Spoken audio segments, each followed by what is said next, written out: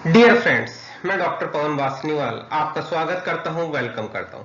Friends, आज हम again multiple choice questions पढ़ने वाले हैं जो pharmacist exam, competitive exams, GPAT और DCO as well as university exams के लिए भी ये बहुत ज्यादा इंपॉर्टेंट रहेंगे।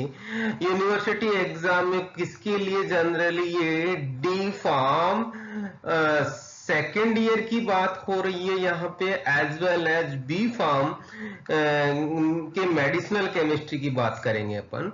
ओके,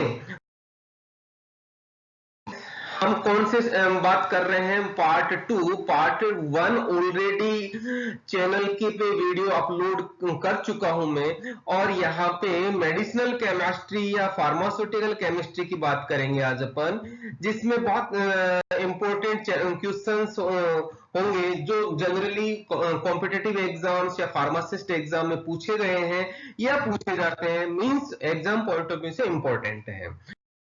तो फ्रेंड्स, ये अपन कौन सी बात कर रहे हैं जिसमें फार्मास्यूटिकल और मेडिसिनल केमिस्ट्री, यदि आपको ध्यान हो तो डी फार्म का जो सिलेबस है, डी फार्म पार्ट 2 की बात हो रही है यहाँ पे। डी फार्म पार्ट 2 के फार्मास्यूटिकल या मेडिसिनल केमिस्ट्री का जो सिलेबस है उसमें कुछ ड्रग्स है जिन पे स्टार लगा हुआ है। इसका मतलब, स्टार का मतलब जिनकी स्ट्रक्चर आप लोगों को याद करनी होती है।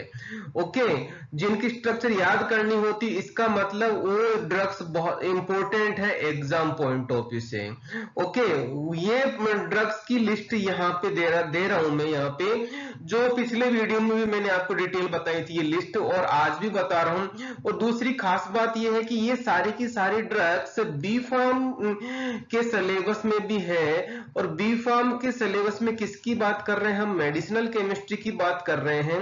और दूसरी बात एक और इंपॉर्टेंट है यहाँ पे, मेडिसिनल केमिस्ट्री का मतलब यहाँ पे ये जीपेट की बात करूंगा, चाहे डीसीओ एग्जाम की बात करूंगा, या फार्मासिस्ट एग्जाम की बात करूंगा, या और किसी भी तरह के फार्मेसी के कॉम्पिटिटिव एग्जाम्स होंगे, उन सभी में ये क्वेश्चंस और ये ड्रग्स इंपॉर्टेंट रहेंगे। तो कहने का मतलब ये वाला जो वीडियो है वो फार्मेसी प्रोफेशनल्स के लिए, सभी के लिए बहुत ज्यादा इंपॉर्टेंट रहेंगे। एज वेल एज यहाँ पे फार्माकोलॉजी भी इंक्लूड की हुई है। तो फ्रेंड्स, फार्माकोलॉजी जहां पर भी ये चलती है वो उन सभी के लिए बहुत इंपॉर्टेंट रहेगा। तो फ्रेंड्स, कौन सा क्वेश्चन की बात कर रहे हैं हम? शुरुआत कर रहे हैं यहाँ पे question number first. For chlorpheniramine which is correct? Chlorpheniramine के लिए कौन सा स्टेटमेंट करेक्ट है? तो इसके लिए मैं आपको क्लोरफेनिरामीन के बारे में सारी चीज बता दूं तो शायद अपन आंसर कर पाएंगे। क्लोरफेनिरामीन की बात करेंगे तो आपको पता होगा ये कि कौन सी कैटेगरी का है। H1 एंटीहिस्टामिनिक कैटेगरी का है। H1 एंटीहिस्टामिनिक कैटेगरी है। H1 एंटीहिस्टामिनिक कैटेगरी किसमें यूज होती है ये आपको पता होगा, कौन में? एंटी एलर्जिक एक्शन होता है इनका, मींस ये एलर्जी में यूज होता है। ओके, जहां पर भी एलर्जी होगा वहां यूज होगा। दूसरा, ये कौन सा H1 एंटीहिस्टामिनिक में भी कौन सी बात कर रहे हैं? ये फर्स्ट जनरेशन की H1 एंटीहिस्टामिनिक है। ओके, तो फर्स्ट जनरेशन की बात हो रही है तो देखिएगा कब का मतलब यहाँ पे हाईली सेडेटिव है। फर्स्ट जनरेशन में कौन सा? हाईली सेडेटिव एक्शन होता है, मींस उनको लेने के बाद में नींद आने लग जाती है। ओके, फिर अपन इसकी स्ट्रक्चर की बात करें तो देखिएगा यहाँ पे इसमें दो रिंग सिस्टम है। दो रिंग तो सिस्टम है, ये दोनों रिंग अलग अलग है। एक रिंग को तो हम बोलते हैं पिरिडीन। पिरिडीन क्या होता है? 6 मेंबर्ड रिंग कंटेनिंग 1 नाइट्रोजन। और एक रिंग होता है यहाँ पे बेंजीन। Okay, benzene. और उसके बाद में यहाँ पे देखिएगा 3 कार्बन है, 1 कार्बन, 2 कार्बन और 3 कार्बन। तीसरे कार्बन पे पिरिडीन और बेंजीन जुड़ी हुई है, और ये इस ग्रुप को हम बोलते हैं amino group. Okay, amino group. Clear है? तो देखिएगा आप यहाँ पे यदि अपन कैटेगरी बात करते तो प्रोपाइल, प्रोपाइल का मतलब यहाँ पे 3 कार्बन है, 3 कार्बन है, 3 कार्बन का मतलब समझ में आ गया होगा, 3 कार्बन ये वाली हो गई, और एमिनो ग्रुप ये हो गया, तो ये प्रोपाइल एमिन ग्रुप को जो मैंने गोला किया है ये वाला ग्रुप हो गया। फिर उसके बाद में देखिएगा यहाँ पे यदि अपन इसके जनरल नाम लिखना चाहें तो देखिएगा आप लोग, एमिनो का मतलब NH2 ग्रुप हो गया, NH2 ग्रुप हो गया, और एल्काइल का ग्रुप हो गया 3 कार्बन वाला। ओके, यहाँ पे 3 कार्बन हो गया और ये इसका डेरिवेटिव हो गया। क्लियर? फिर अपन बात करते हैं नेक्स्ट, यदि इसमें रिंग्स कौन कौन सी है, जैसा कि मैंने अभी बताया है कौन कौन सी रिंग हुई यहाँ पे, benzene ring as well as a pyridine ring, 2 ring system हो गया। क्लियर? तो देखिएगा फ्रेंड्स, कौन सा इसका आंसर क्या होना चाहिए, आप लोग आंसर देखेंगे तो इसका पहला है used as anti allergy, correct है। दूसरा आता है amino alcohol derivative, yes amino, ना एमिनो तो है लेकिन अल्कोहल ग्रुप नहीं है इसमें, इसका मतलब ये इसका डेरिवेटिव नहीं है। Okay, amino alkyl derivative, yes amino group है, अल्काइल ग्रुप है, ये वाली बात अपन ने भाई कही थी अभी। हैज सेडेटिव एक्शन, करेक्ट है क्योंकि ये फर्स्ट जनरेशन है इसलिए सेडेटिव एक्शन होगा। फिर दूसरे बाद में क्लोरफेनिरामीन में पिरिडीन रिंग सिस्टम होता है, हैज पिरिडीन रिंग सिस्टम, इसका मतलब ऐसा ऑप्शन जिसमें सेकंड पार्ट नहीं हो वो हमारा आंसर होगा। इस तरह से हमारा आंसर कौन सा हो गया, बी आंसर हो गया for chlorpheniramine. Okay friends, question number second की बात हो रही है एस्प्रिन एज, एस्प्रिन के बारे में बात हो रही है। एस्प्रिन यदि मैं बात करूं तो इसके दो नाम होते हैं, एस्प्रिन और दूसरा इसका जो स्ट्रक्चर से रिलेटेड है एसिटाइल सैलिसिलिक एसिड, और इसी के बेसिस पे इसको कैटेगराइज किया हुआ है जिसको बोलते हैं अपन सैलिसिलेट्स। यदि अपन बात करें इसकी स्ट्रक्चर की तो ये इसका स्ट्रक्चर है, देखिएगा कैसे स्ट्रक्चर याद करवाता हूं मैं आपको। यहाँ पे यदि ये बेंजीन रिंग है, बेंजीन रिंग के ऊपर कार्बोक्सिलिक ग्रुप लगा दिया तो ये कार्बोक्सिलिक ग्रुप हो गया, इसको अपन बोलते हैं benzoic acid. Okay, benzoic acid, और इस बेंजोइक एसिड पे OH ग्रुप लगा देंगे अपन, इस बेंजोइक ग्रुप पे OH ग्रुप लगा देंगे तो सैलिसिलिक एसिड बनता है, ये COOH ग्रुप हो गया, और एक साइड में OH ग्रुप लगा दिया तो यहाँ पे इसको बोलेंगे अपन salicylic acid. Okay, salicylic acid. Now अब अपन बात करते हैं, देखिएगा इस H को हटा के ये एसिटाइल ग्रुप लगा दिया ये वाला पार्ट, तो इसलिए इसको बोलते हैं अपन, क्या बोलते हैं, एसिटाइल सैलिसिलिक एसिड। ओके, इसलिए इसको सैलिसिलेट बोला जाता है, करेक्ट। नाउ अपन बात करते हैं आगे, इसका यदि मैकेनिज्म ऑफ एक्शन की बात करें, मैकेनिज्म ऑफ एक्शन की बात करेंगे तो देखना एक एंजाइम होता है कॉक्स, जिसको बोलते हैं साइक्लो ऑक्सीजनेज एंजाइम होता है, जो इरिवर्सिबली इनहिबिट करता है, कैसे, by acetylating the one of its serine residue. Friends देखिएगा यहाँ पे एंजाइम है, एंजाइम का मतलब यहाँ पे all enzymes are protein nature, protein का जो सेरीन रेसिड्यू होता है उसको जाके बाइंड करता है एस्प्रिन, जिसकी वजह से कॉक्स एंजाइम का इनहिबिशन हो जाता है, और that is binding, covalent bonding होता है, इसलिए उसको इरिवर्सिबल बॉन्डिंग बोलते हैं। ओके, तो इसके बेसिस पे क्या होता है, प्रॉब्लम क्या होता है, प्रोस्टाग्लैंडिन सिंथेसिस का इनहिबिशन हो जाता है। जैसे ही प्रोस्टाग्लैंडिन सिंथेसिस का इनहिबिशन होगा तो बहुत सारे एक्शन आएंगे, जिसमें से ये वाले एक्शन है, पहला एनाल्जेसिया, मतलब दर्द की बात हो रही है, दर्द को से रिलीफ मिलना, एंटीपायरेसिस का मतलब टेम्परेचर डाउन करना है, टेम्परेचर डाउन करना है, और एंटी इंफ्लामेटरी का मतलब इन्फ्लामेशन को रिड्यूस करना है, एंटी थ्रोम्बो का मतलब या मतलब एंटी प्लेटलेट का मतलब ब्लड क्लोटिंग को रोकना होता है, और next closure of ductus arteriosus in the newborn babies, मतलब इसका मतलब ये सीधे सीधे तौर पे कहूं तो हार्ट में कुछ एक छेद हो रहता है, जो उसको बंद करने के लिए बच्चों को एस्प्रिन दिया जाता है। ओके, ये तो सारे के सारे इसके क्या होंगे, यूजेज हो गए। क्लियर?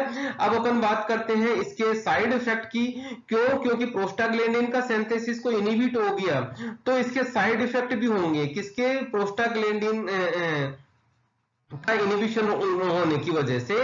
तो इसके ये है साइड इफेक्ट, जिसका पहला है gastric mucosal damage. Gastric mucosal damage होने की वजह से क्या होगा, पेप्टिक अल्सर होने की उम्मीद रहती है। ओके, पेप्टिक अल्सर होने का चांसेस रहता है। दूसरा, प्लेटलेट डाउन हो गया तो क्या होगा, ब्लीडिंग होने की चांसेस रहता है एंटीप्लेटलेट इफेक्ट की वजह से। और दूसरा, डिले ऑफ लेबर पेन, मतलब यदि किसी प्रेग्नेंट लेडी को दिया तो लेबर पेन में डिले होने की गुंजाइश रहती है। और अस्थमेटिक अटैक आने की चांसेस रहता है और एनाफाइलेक्सिस रिएक्शन होने की रहता है। तो ये इसके साइड इफेक्ट्स हो गए। किसकी बात कर रहे हैं, salicylic acid derivative means aspirin की। ओके, तो ये मैंने एस्प्रिन के बारे में लगभग सारे क्वेश्चन बता दिए हैं जो आपको मेन एग्जाम में, इनको कंपाइल करके लिख दीजिएगा, या कॉम्पिटिटिव एग्जाम में करीबन यहाँ पे 20 क्वेश्चंस का मैंने आंसर दिया है। ओके, तो देखिएगा, पहला है कॉक्स इनहिबिटर, करेक्ट है, ये वाला कॉक्स इनहिबिटर है। एंटी इंफ्लेमेटरी एक्टिविटी आती है और एंटी प्लेटलेट भी आती है। इसका मतलब यहाँ पे क्या हो गया, इसका answer all of the above हो गया हमारा आंसर डी। फ्रेंड्स, नेक्स्ट है इंडोमेथासिन। इंडोमेथासिन की बात करेंगे तो इंडोमेथासिन आ रहा है। इंडोमेथासिन में देखिएगा, ये कार्बोक्सिलिक ग्रुप आ गया और यहाँ पे एक कार्बन ये हो गया, दूसरा कार्बन ये हो गया, इसीलिए दो कार्बन वाले पार्ट को अपन इसका डेरिवेटिव बोलते हैं। और ये एक रिंग सिस्टम होता है यहाँ पे ये वाला, तो इसको बोलते हैं पर इंडोल। तो देखिएगा आप यहाँ पे इसकी बात करते हैं तो किस किस का डेरिवेटिव बोलते हैं फ्रेंड्स, दो कार्बन को, जैसा मैंने बोला था, एसिटिक एसिड डेरिवेटिव या कार्बोक्सिलिक एसिड डेरिवेटिव कैटेगरी में भी रखा जाता है, पहली बात। दूसरा होता है इंडोल, या जिसको बोलते हैं हेट्रोसाइक्लिक कंपाउंड। तो इंडोल क्या होता है, बेंजीन पे हमने क्या किया, बेंजीन के साथ में हमने पायरोल रिंग लगा दिया तो हम उसको इंडोल बोलते हैं। ओके, तो यहाँ पे ये वाला हमारा इंडोल है, तो ये वाला फंक्शनल ग्रुप हो गया तो इंडोल। अब इस हेट्रोसाइक्लिक का एग्जांपल इंडोल है, तो hetero aryl acetic acid derivative means इन दोनों का कंबाइंड फॉर्म में इसको नाम लिख सकते हैं। तो इस तरह से हम इन तीनों का किसी का भी डेरिवेटिव बोल सकते हैं, किसको, इंडोमेथासिन का। ओके, तो ये तो आप अपनी बात होगी इसका डेरिवेटाइजेशन के, इसका केमिकल क्लास की। अब बात करते हैं, जैसा कि मैंने बताया था अभी थोड़ी देर पहले, कॉक्स एंजाइम को इनहिबिशन करता है। कॉक्स एंजाइम का इनहिबिशन करने से क्या होता है, प्रोस्टाग्लैंडिन सिंथेसिस का इनहिबिशन होता है। प्रोस्टाग्लैंडिन सिंथेसिस के इनहिबिशन से इसके जो यूजेज होंगे, again analgesic, antipyresis, potent anti inflammatory, anti thrombotic, as well as closure of ductus arteriosus in newborn. जो यूजेज एस्पिरिन के थे लगभग वही यूजेज है यहाँ पे। पोटेंट एंटी इन्फ्लेमेटरी एक्शन इसका ज्यादा होता है कंपेयर टू एस्पिरिन। ओके, तो फ्रेंड्स देखिएगा यहाँ पे किस तरह से बात कर रहे हैं, COX as inhibitor and anti inflammatory correct है, एसिटिक एसिड डेरिवेटिव है करेक्ट है, इंडोल डेरिवेटिव है ये भी करेक्ट है। इस तरह से यहाँ पे आंसर क्या होना चाहिए हमारा, all of the above. Okay friends, question number 4, thyroxine as. Thyroxine क्या होता है आप लोगों को पता होना चाहिए। बेसिकली एक थायराइड ग्लैंड होता है जो यहाँ पे गले में होता है, ये थायराइड ग्लैंड है।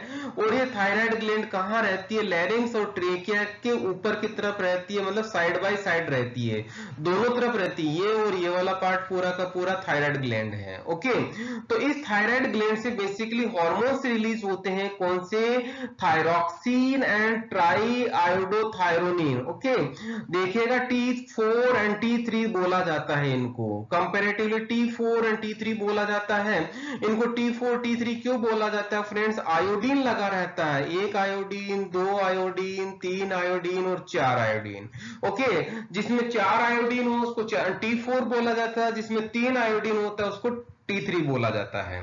ओके, तो विदाउट T3 जो आयोडीन होता है, ध्यान दीजिए, T3 का मतलब यहाँ पे तीन आयोडीन ही होंगे, एक आयोडीन ये वाला नहीं होगा। बाकी स्ट्रक्चर को अपन क्या बोलते हैं, देखिएगा थायरोनिन। क्या बोलते हैं अपन, थायरोनिन। जो आयोडीन के अलावा जो भी स्ट्रक्चर बच रहा है उसको हम क्या बोलेंगे, थायरोनिन। ओके, आप देखना इस थायरोक्सिन या T3 और T4 का जो एक्शन की बात करेंगे तो ये मेटाबॉलिज्म इंक्रीज करता है। ये मेटाबॉलिज्म इंक्रीज किसका करता है, लिपिड का करता है, कार्बोहाइड्रेट का करता है, एज वेल एज प्रोटीन्स का करता है। ओके, जिसकी वजह से क्या होता है, कैलोरी जेनेसिस होता है, मतलब एनर्जी का प्रोडक्शन होता है। एनर्जी का प्रोडक्शन, कैलोरी का मतलब एनर्जी होता है, समझ में आ रहा होगा, तो एनर्जी का प्रोडक्शन होता है। और यहाँ पे देखिएगा एनर्जी और मेटाबॉलिज्म होता है, इसलिए यहाँ पे ग्रोथ एंड डेवलपमेंट के लिए रेस्पॉन्सिबल होता है कौन, thyroxine hormone. Okay friends, thyroid hormone के अलावा थायराइड से क्या क्या रिलीज होता है, एक हार्मोन और रिलीज होता है जिसको अपन कैल्सीटोनिन बोलते हैं। कैल्सीटोनिन से, कैल से नाम से समझ में आ रहा है, ये कैल्शियम मेटाबॉलिज्म से रिलेटेड होता है, तो यहाँ पे कैल्शियम मेटाबॉलिज्म से रिलेटेड है। ये सारे के इस तरह से यहाँ पे थायराइड हार्मोन से, थायराइड ग्लैंड से कितने हार्मोन रिलीज होते हैं, 3 हार्मोन रिलीज होते हैं, ये तीनों हार्मोन्स रिलीज होते हैं। ओके, तो थायरोक्सिन क्या है, हार्मोन है, सिक्रेटेड फ्रॉम थायराइड ग्लैंड है, करेक्ट है। As well as third thyronine derivative है, करेक्ट आ रहा, थायरोनिन डेरिवेटिव आ रहा है। ओके, इस तरह से हमारा आंसर क्या हो गया, all of the above. Okay friends, next question है question number 5, pyridine ring is present in. तो देखिएगा हम, प्रिडिन रिंग किसमें होता है, मेपिरामीन और क्लोरफेनिरामीन, दो ड्रग्स आ रही है। तो मेपिरामीन का स्ट्रक्चर ये वाला है, जिसमें यहाँ पे देखिएगा ये वाला प्रिडिन रिंग सिस्टम है। ओके, प्रिडिन रिंग सिस्टम आपको भी थोड़ी देर पहले बताया था मैंने आपको, जिसमें बेंजीन रिंग, जिसमें एक नाइट्रोजन और लगा दो तो वो प्रिडिन रिंग सिस्टम हो जाता है। नेक्स्ट आता है क्लोरफेनिरामीन, जो अभी थोड़ी देर पहले ही बताया था मैंने, ये क्लोरफेनिरामीन में प्रिडिन रिंग सिस्टम होता है। दोनों मजे की बात है, दोनों ड्रग्स कौन सी कैटेगरी की आ रही है, देखिएगा ये कौन सी कैटेगरी की आ रही है, दोनों ड्रग्स यहाँ पे anti H1 anti histaminic category की है। इसका मतलब यहाँ पे as well anti allergic action वाली ड्रग्स है, मींस एंटी एलर्जिक कैटेगरी की ड्रग्स है। ओके, मींस यहाँ पे आंसर क्या हो गया, अबव ए एंड बी, क्योंकि दोनों में pyridine रिंग सिस्टम है। ओके फ्रेंड्स, यहाँ पे यदि आपको क्वेश्चंस अच्छे लगे हो तो बेल आइकन को इनेबल करते हुए लाइक करना और चैनल को सब्सक्राइब करना, ताकि आपको जो भी मैं नई वीडियो डालूं तो आपको इमीडिएटली अलर्ट मिल जाए। Okay friends, come to the question number 6, lignocaine is. Lignocaine से रिलेटेड किस किस तरह के क्वेश्चंस बन सकते हैं, देखिएगा फ्रेंड्स, लिग्नोकेन की बात करेंगे तो लिग्नोकेन का दूसरा नाम होता है लिडोकेन। इन दोनों का नाम एक ही होता है, मैंने आपको दोनों नाम बता दिया, एक नाम और होता है यहाँ पे जाइलोकेन। ओके, तो यहाँ पे इसके 3 नाम होते हैं, lignocaine, lignocaine and xylocaine. Okay friends, यहाँ पे देखिएगा, यहाँ ये कौन सी कैटेगरी का है, एंटी अरिथमिक कैटेगरी का है, मींस अरिथमिया को रेगुलराइज करने का है। अरिथमिया क्या होता है, जो हार्ट होता है वो कंटिन्यूस तरीके से परफेक्टली धड़कता रहता है, उसको अरिथमिया बोलते हैं। सॉरी, नहीं धड़के, उसको बोलते हैं अरिथमिया, मींस रिदम से हट जाए। ओके, तो वापस एंटी अरिथमिया मतलब अरिथमिया को रोकने के लिए जो एबनॉर्मल धड़कन होती है उसकी बात होती है। ओके, फिर आता है लोकल एनेस्थेटिक की बात हो रही है, लोकल एनेस्थेटिक में भी इसका यूज होता है, मींस दोनों यूज होते हैं इसके। ये इसका स्ट्रक्चर है, स्ट्रक्चर में देखेंगे तो आप देखना, आप यदि यहां पे बेंजीन रिंग पे नाइट्रो ये वाले स्ट्रक्चर रहे तो हम जो गोला बनाया है मैंने आपको, तो इस रिंग को क्या बोलते हैं, हम जाइलिडीन बोलते हैं। जाइलिडीन समझना, यहाँ पे 2 मिथाइल ग्रुप रहेंगे और मिथाइल ग्रुप के बाद में यहाँ पे NH2 रहेगा, तो हम इसको जाइलिडीन बोलते हैं। क्लियर है, एक पार्ट तो ये हो गया। फिर दूसरा यहाँ पे देखिएगा, एक पार्ट और आ रहा है जो मैं गोला बना रहा हूं, ये वाला पार्ट, जहां पे देखिएगा आप लोग, इसको मैं ग्रे राइट करता हूं तो ये किस तरह का स्ट्रक्चर बनता है, CH3CONH2।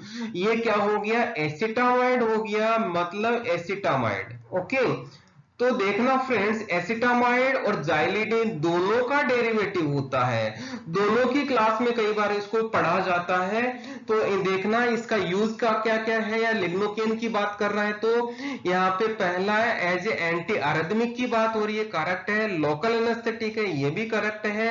जाइलिडीन एंड एसिटामाइड डेरिवेटिव है, ये भी करेक्ट है। इसका मतलब आंसर क्या हो गया हमारा, all of the above. Okay friends, next question है question number 7, that is myasthenia gravis is treated with, किससे ट्रीट किया जाता है माइस्थीनिया ग्रेविस। देखना मैं यहाँ पे सारे ड्रग्स यहाँ पे जो ऑप्शन में है मैं उन सभी के बारे में बता देता हूं ताकि आपको बाकी क्वेश्चंस भी सॉल्व करने में आसानी होगी। फ्यूरेसेमाइड जो ड्रग होती है, पहली फ्यूरेसेमाइड जो ड्रग होती है कौन सी कैटेगरी की ड्रग है फ्रेंड्स, देखिएगा ये डायूरेटिक कैटेगरी की ड्रग है। इसका मतलब माइस्थीनिया ग्रेविस में इसको ट्रीट नहीं किया जा सकता।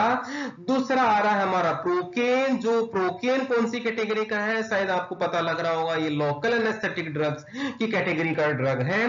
फिर आता है नेक्स्ट हमारा फिनाइल ब्यूटाजोल, अभी अभी थोड़ी देर पहले पढ़ा था, जो आपको NSAID वाली कैटेगरी में था, non steroidal anti inflammatory category की ड्रग्स थी ये वाली ड्रग। ओके, अब बात करते हैं तो इसका मतलब देखना, इसका मतलब माइस्थीनिया ग्रेविस में कौन सी ड्रग्स होती है जो यूज होती है।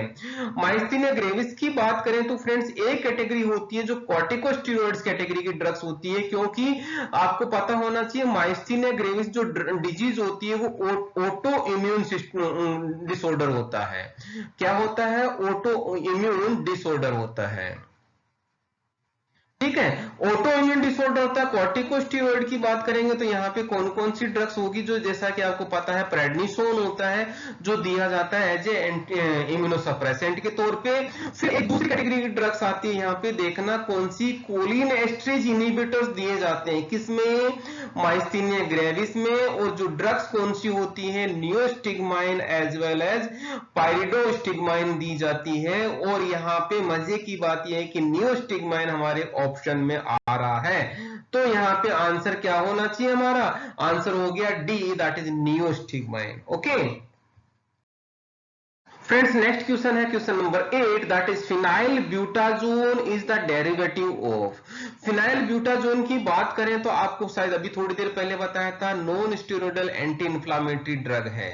ओके, non steroidal anti inflammatory drug है और ये वाला इसका स्ट्रक्चर है। ओके, तो देखना अपन किस तरह से इसका स्ट्रक्चर याद करते हैं और इसका डेरिवेटाइजेशन निकालते हैं।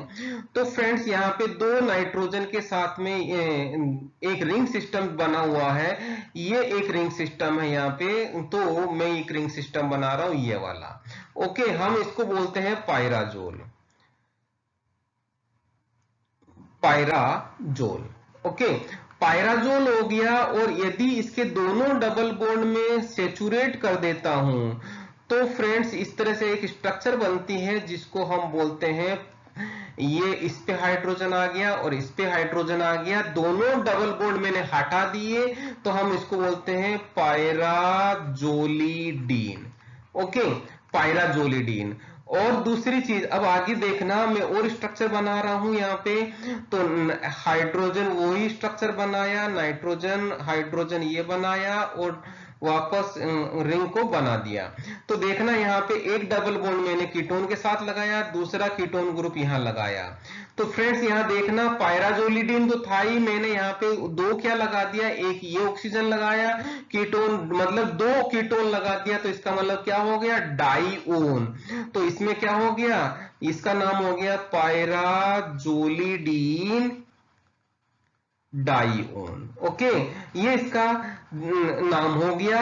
और अब यदि मैं यहां पे देखना, इसको मैं आगे और बनाता हूं तो मैंने क्या किया, स्ट्रक्चर बना रहा हूं, देखना आप लोग, ये नाइट्रोजन जोड़ा, ये नाइट्रोजन जोड़ा, ये नाइट्रोजन के साथ में मैंने यहाँ पे कीटोन ग्रुप लगा दिया, यहाँ पे कीटोन ग्रुप लगा दिया, यहाँ पे 4 कार्बन लगा दिए, 4 कार्बन लगा दिए, और एक बेंजीन मैंने यहां लगा दी जैसा कि हमारी ड्रग में लगा हुआ है।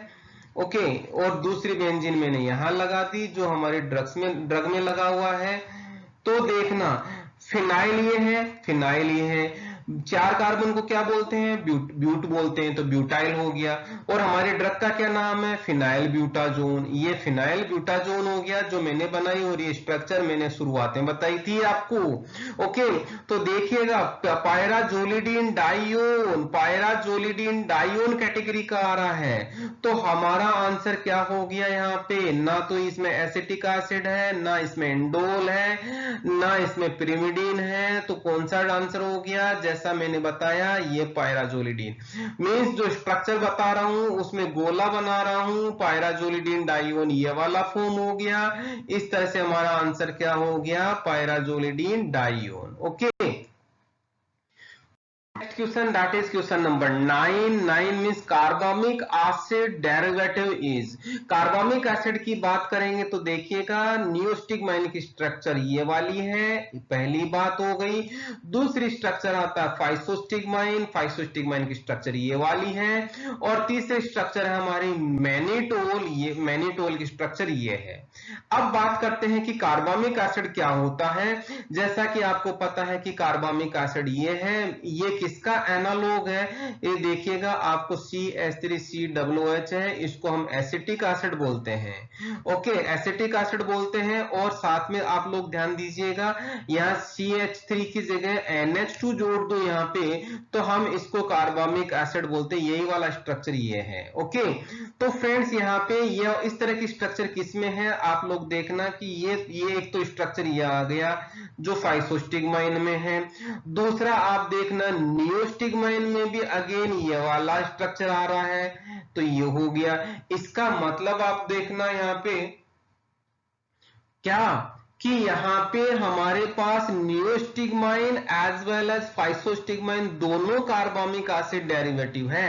इस तरह से हमारा आंसर क्या हो गया, अबव ए एंड बी, क्योंकि दोनों में ही कार्बामिक एसिड है। ओके फ्रेंड्स, नेक्स्ट आता है question number 10, menadione is. Menadione की बात करेंगे तो देखिएगा मेनाडायोन का ये वाला स्ट्रक्चर है जो जिसका नाम ये है मेनाडायोन। मेनाडायोन में यहाँ पे देखिएगा आप लोग नैफ्थोक्विनोन बोला जाता है इसको। नैफ्थोक्विनोन क्यों बोला जाता है कि नैफ्थलीन में क्विनोन फॉर्म रहता है, जिसको विटामिन K3 भी बोला जाता है। ओके, बेसिकली ये क्या होता है, विटामिन KH2 बोला जाता है। H2 क्यों बोला जाता है कि ये हाइड्रोक्विनोन फॉर्म में भी रहता है, हाइड्रोजन रहता है। क्यों, क्योंकि यहाँ पे क्या हो जाता है, यहाँ पे आइसोमराइजेशन हो जाता है, डबल बॉन्ड शिफ्टिंग हो जाता है, और यहाँ पे इस पोजीशन पे H आ जाता है और इस पे H आ जाता है, इस तरह से। ओके, तो ये क्या करता है, बेसिकली बॉडी में जाने के बाद में फ्रेंड्स, बॉडी में क्या होता है, ग्लूटामिक एसिड होता है। ग्लूटामिक एसिड के साथ ये रिएक्शन करता है और इसको क्या करता है, ग्लूटामिक एसिड को रिड्यूस कर देता है in presence of reductase enzyme. Okay, जिसकी वजह से क्या होता है, जो हाइड्रोक्विनोन फॉर्म था, हाइड्रोक्विनोन फॉर्म था वो ऑक्साइड फॉर्म में बन गया। कौन सा, vitamin K। Okay, at the same time जो ग्लूटामिक एसिड था, गामा कार्बोक्सी ग्लूटामिक एसिड बन गया। ओके, रिडक्टेज एंजाइम की प्रेजेंस में। और यहाँ पे जो विटामिन K है वापस रिडक्टेज एंजाइम की प्रेजेंस में वापस इसमें कन्वर्ट हो जाता है। तो इस तरह से साइकिल चलती रहती है। ओके, और अब आगे क्या होता है देखना आप लोग, ये गामा कार्बोक्सी ग्लूटामिक एसिड क्या करता है, कंबाइन करता है, एक कॉम्प्लेक्स बनाता है जो कैल्शियम के साथ में प्रोटीन के साथ में कॉम्प्लेक्स बनाता है।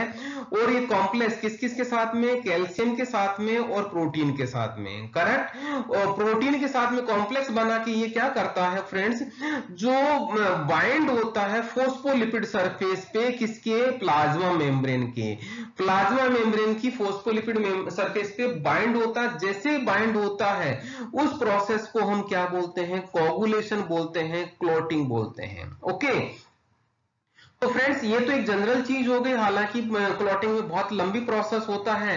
तो देखना आप लोग यहाँ पे क्या होता है, आंसर की बात करें तो देखना पहला आता है ब्लड कोगुलेंट की तरह यूज होता है, कोगुलेंट की तरह यूज होता है, करेक्ट है। नैफ्थोक्विनोन डेरिवेटिव होता है, नैफ्थोक्विनोन डेरिवेटिव, ये दूसरा पॉइंट हो गया। Also known as vitamin K3, यह है विटामिन K3 की, इसका मतलब यहाँ पे आंसर क्या हो गया, हमारा आंसर हो गया all of the above. Okay, तो फ्रेंड्स ये हो गया। यहीं पे मैं एक चीज और बताना चाहूंगा, इस स्टेप को हम एक ड्रग देते हैं वारफेरिन। ओके, वारफेरिन ड्रग देते हैं इस स्टेप को, वारफेरिन इसको क्या करता है, इनिबिट करता है। इनिबिट करने की वजह से क्या होता है, विटामिन K3 वापस रीजनरेट नहीं होता, जिसकी वजह से कोगुलेशन रुक जाता है। और वारफेरिन किस तरह से काम करता है, एंटी कोगुलेंट की तरह काम करता है। ओके फ्रेंड्स, क्वेश्चंस आपको समझ में आ रहे हो तो आपका एक कमेंट जरूर बनता है, और चैनल को सब्सक्राइब जरूर कीजिएगा, ताकि आपको टाइमली नए वीडियोस का अपलोड करने पे अपडेट मिल पाए। Okay, come to the question number 11, cyclopropane is, cyclopropane की बात करते हैं तो साइक्लो का मतलब रिंग, प्रोपेन का मतलब तीन कार्बन, 1 2 और 3 कार्बन है, ये इसका दूसरा फॉर्म है, 1 2 और 3 कार्बन हो गया। तो ये तो इसका स्ट्रक्चर हो गया फ्रेंड्स। तो साइक्लोप्रोपेन का ये स्ट्रक्चर हो गया, मतलब 3 कार्बन है, 3 carbon containing cyclic ring, correct है, पहला पॉइंट तो सही है हमारा। ये बेसिकली क्या है, ये बेसिकली कलरलेस गैस है जो हाईली एक्सप्लोजिव नेचर की रहती है। ओके, ये कलरलेस गैस है जो हाईली एक्सप्लोजिव नेचर की रहती है। ओके, अब बात करते हैं यहाँ पे कौन सी कैटेगरी की, बेसिकली एनेस्थेटिक गैस है with a rapid onset of action, मतलब इसका कि ये बहुत जल्दी अपना एक्शन शो करती है, जैसे ही बॉडी में जाती है अपना इमीडिएट एक्शन शो करती है। ओके, उसकी वजह से इसका दूसरा क्या है, non irritant in nature, irritation produce नहीं करती। और दूसरा पॉइंट क्या है, ensures rapid recovery from anaesthesia, ये जैसे ही एनेस्थीसिया प्रोड्यूस करती है तो इमीडिएटली इससे रिकवरी भी हो जाती है और इरिटेशन प्रोड्यूस नहीं करती। फिर आता है next point, used for what, analgesia, induction और maintenance of anaesthesia. Okay, analgesia में भी यूज किया जाता है, मतलब पेन को रिलीफ में भी काम में लिया जाता है, एनेस्थीसिया प्रोड्यूस या मेंटेन करने के लिए भी इसको यूज किया जाता है। This is all about chloro cyclopropane. तो यहाँ पे देखिएगा पहला पार्ट, पहला क्वेश्चन ऑप्शन क्या है, 3 carbon containing cyclic ring, correct है, ये 3 कार्बन हो गया। दूसरा पॉइंट है यहाँ पे anaesthetic gas with rapid onset of action, correct है। तीसरा पार्ट है यूज्ड फॉर एनाल्जेसिया, इंडक्शन और मेंटेनेंस ऑफ एनेस्थीसिया, करेक्ट है। इसका मतलब आंसर क्या हो गया हमारा, all of the above. Okay friends, question number 12 की बात करते हैं, a drug which is potent anaesthetic, produce good analgesia and marked muscle relaxation। देखिएगा एनेस्थेटिक होगा, मतलब एनेस्थेसिया का मतलब यहाँ पे लॉस ऑफ कॉन्शियसनेस होगा, और एनाल्जेसिया भी करेगा और मसल्स को रिलैक्स भी करेगा। तो यहाँ पे मैं देखना, यहाँ पे ये 4 ड्रग्स हैं, चारों ड्रग्स के बारे में बता देता हूं मैं आपको, आपका आंसर ऑटोमेटिक मिल जाएगा। तो देखिएगा फ्रेंड्स, पहला है हमारा इमिप्रामीन। इमिप्रामीन का ये स्ट्रक्चर है, जिसमें इसका यदि कैटेगरी की बात करूं तो ये एंटी डिप्रेशन एक्शन देता है, मीन्स इसको यूज कहां किया जाता है, डिप्रेशन में दिया जाता है। तो फ्रेंड्स पहला आंसर तो हमारा नहीं हुआ। दूसरा है डाई इथाइल ईथर, ये हो गया हमारा डाई इथाइल ईथर, 2 इथाइल, एक इथाइल इधर, एक इथाइल इथर, और इथर बीच में इथर लिंकेज है। तो आपको पता होगा कौन सी कैटेगरी का ड्रग है, जनरल एनेस्थेटिक कैटेगरी का ड्रग है। ओके, फिर दूसरा आता है कैफीन। जैसा कि मैंने पिछले वीडियो में बताया था, इसके बारे में डिटेल कैफीन, उसका सोर्स, उसके यूज, सारी की सारी चीज बताई थी, जिसमें आपको यदि आप देखा होगा तो याद होगा सीएनएस स्टिमुलेंट के तौर पे यूज किया जाता है, जिसका दूसरा नाम आपको एनालेप्टिक भी बताया था। ब्रोंको डायलेटर की तरह यूज किया जाता है, जिसमें अस्थमा में यूज होता है। डायूरेटिक के तौर पे भी यूज किया जाता है, जो एंटी हाइपरटेंसिव की तरह भी यूज किया जाता है। इस तरह से कैफीन के यूज हो गए। फिर एक आता है एड्रिनलिन, लास्ट ये वाला हमारा एड्रिनलिन आ गया यहाँ पे। तो एड्रिनलिन क्या है? एड्रिनलिन फ्रेंड्स देखिएगा कौन सी कैटेगरी का ड्रग है। कार्डियक स्टिमुलेंट की तरह काम करता है, स्मूथ मसल रिलैक्सेंट की तरह काम करता है, लोकल वेसोकंस्ट्रिक्टर की तरह काम करता है, और एलर्जिक रिएक्शंस में यूज होता है। इस तरह से ये डिफरेंट यहाँ पे इसके एड्रिनलिन के यूज है।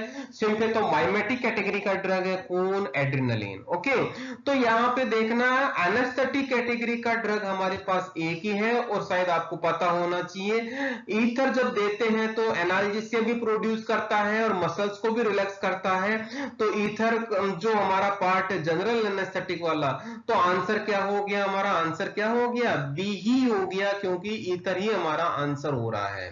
Okay, question number 13, which statement is true for urea?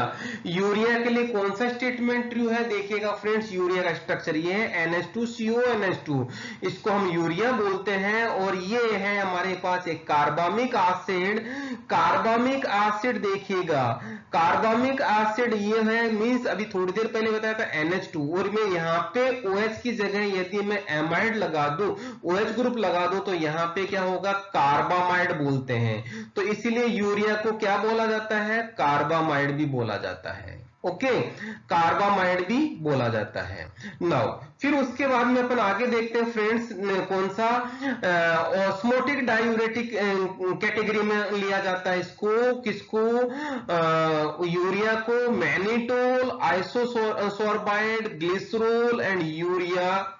Okay, तो देखिएगा आप लोग यहाँ पे ऑस्मोटिक डायूरेटिक क्या होता है?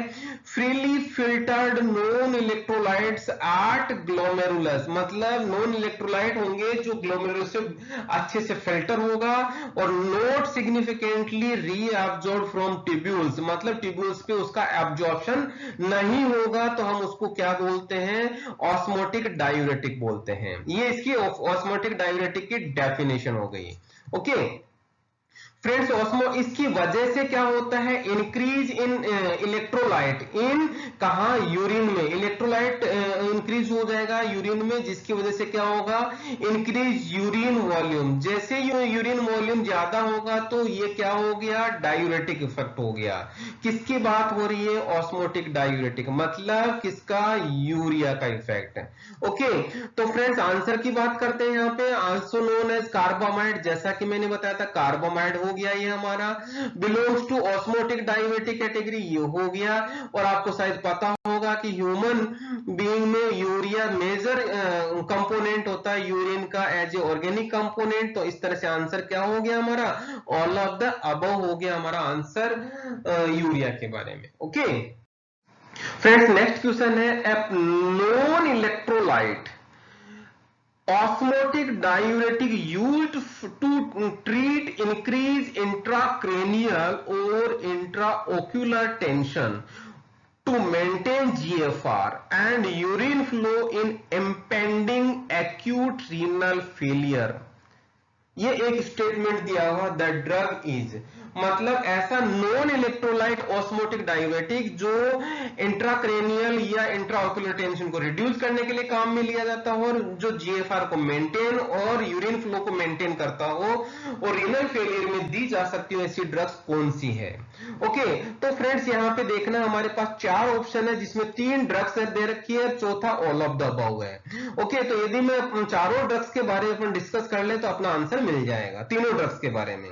तो देखिएगा, जैसा आपको पता है ऑस्मोटिक डायूरेटिक है, ऑस्मोटिक डायूरेटिक का मैंने अभी एग्जांपल बताया था, mannitol, आइसोसोर्बाइड, glycerol and urea. Okay, इसमें से अपन यदि मैनिटोल का यूज देखते हैं तो क्या होता है? देखिएगा, increased intracranial oblique intraocular tension को रिड्यूस करने में यूज होता है। दूसरा होता है इसको जीएफआर मेंटेन और यूरिन फ्लो को मेंटेन करता है।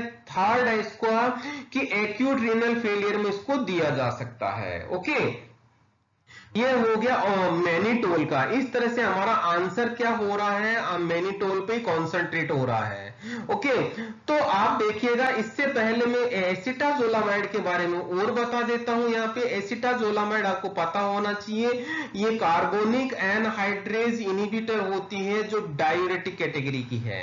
ओके, डायूरेटिक कैटेगरी में आता है, जो इंट्राओक्यूलर टेंशन को रिड्यूस करने के लिए जनरली इसको दिया जाता है।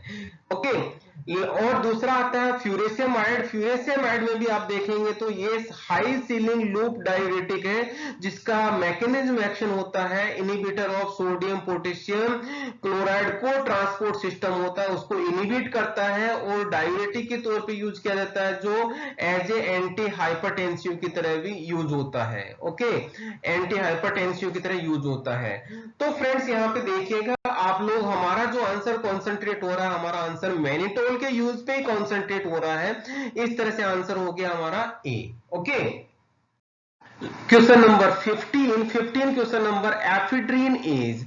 एफिड्रीन की बात आती है तो एफिड्रीन की बात करते हैं friends. Ephedrine basically alkaloid category का है, जो नेचुरली हमें एल्केलॉइड मिलता है। किससे मिलता है? एफिड्रा वल्गेरिस से मिलता है, जिसका जनरल नेम माहंग होता है, और ये वाला इसका प्लांट होता है, जिसके स्टेम से हमें क्या मिलता है, क्या एफिड्रीन मिलता है, जो एल्केलॉइड कैटेगरी का है। ओके, दूसरा आता है ये सिंपेथोमाइमेटिक कैटेगरी का एजेंट ड्रग होता है, एजेंट होता है।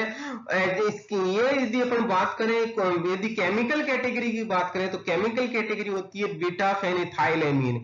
ये कैसे होता है देखिएगा आप लोग, यहाँ पे एमिनो ग्रुप है, ये वाला एमिनो ग्रुप है, एक कार्बन ये है, दो कार्बन, दूसरा कार्बन ये है, और यहाँ पे ये इथाइल है। तो फ्रेंड देखिएगा, मैं यहाँ पे गोला बना रहा हूं इसके ऊपर, तो दो कार्बन के साथ में बेंजीन जुड़ा हुआ है, किसके ऊपर? नाइट्रोजन पे। और यदि मैं इस कार्बन को अल्फा बोलता हूं, इस कार्बन को बीटा बोलता हूं, तो बीटा पोजीशन में फिनाइल, बीटा फेन इथाइल, दो कार्बन है तो एथाइल एमीन। इस तरह से बीटा फेन इथाइल एमीन, इस तरह से ये कैटेगरी हो गई हमारी किसकी? एफिड्रीन की। ओके, क्योंकि एफिड्रीन का स्ट्रक्चर ये वाला है। ओके, और दूसरी बात करें यदि यहाँ पे, तो ये एगोनिस्ट होता है for both alpha and beta receptor का एगोनिस्ट होता है। दोनों रिसेप्टर को ये क्या करता है? एक्शन देता है, एगोनिस्टिक एक्शन देता है। इसकी वजह से इसका जो यूज होता है as a bronchodilator as well as nasal decongestant के तौर पे इसका मेजर यूज होता है, ये इसका यूज हो गया। ओके, तो इस तरह से आंसर की बात करें तो देखिएगा आप लोग, an alkaloid obtained from ephedra vulgaris correct है। दूसरा, a sympathomimetic agent belong to beta phenylethylamine, ये भी करेक्ट है। Used as bronchodilator and nasal decongestant, ये भी करेक्ट है। ओके, तो इसका मतलब क्या हो गया? हमारा आंसर हो गया all of the above. Okay friends, यहाँ पे आपका ये सारे क्वेश्चंस अच्छे लगे हो तो आपका लाइक, कमेंट, शेयर और सब्सक्राइब जरूर बनता है। मैं आपको बहुत बहुत धन्यवाद देना चाहूंगा, आपने पूरा वीडियो देखा। फिर से मैं आऊंगा आपको नए क्वेश्चंस, नए सब्जेक्ट के टॉपिक्स लेके। तब तक धन्यवाद, बहुत बहुत धन्यवाद।